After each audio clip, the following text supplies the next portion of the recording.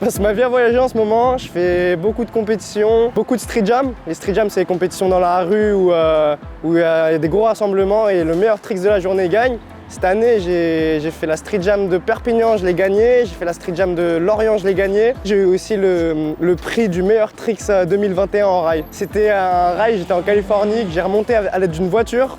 On allait vraiment très vite.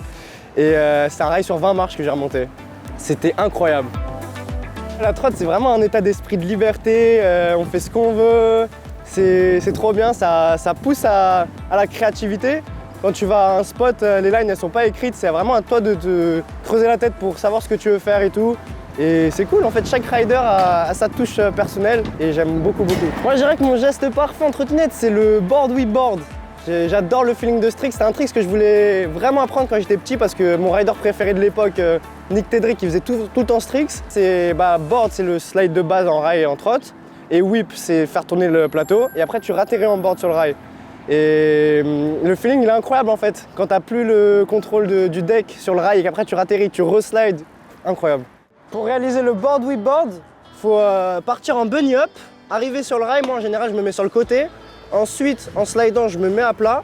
Dès que je suis au milieu du rail, je lance le whip, je réceptionne avec le pied arrière, je me remets mon pied avant et je ratterris sur le rail. Là normalement je suis à plat et je glisse jusqu'à la fin et après plaqué. Pour moi, réaliser un geste parfait en trottinette, c'est pas forcément faire le trick le plus dur, mais c'est vraiment de le mettre vraiment clean, montrer que tu le maîtrises bien, atterrir bien, pouvoir l'exécuter avec de la vitesse. Pour mettre le board whip board, les étapes à réaliser, c'est déjà de mettre board, de mettre whip et de bien savoir catcher ses whips. Et ensuite, il faut s'entraîner sur des rails flats, les petites barres en flat là.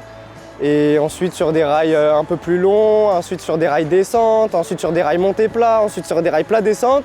Et après, une fois que tu le maîtrises un peu partout, tu peux aller dans la street et taper ça sur ton meilleur rail, sur des marches.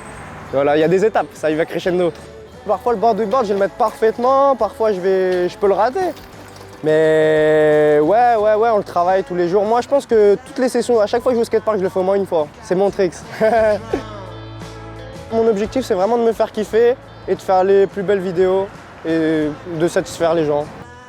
Je pense que j'ai le geste parfait, je pense que je le maîtrise plutôt bien.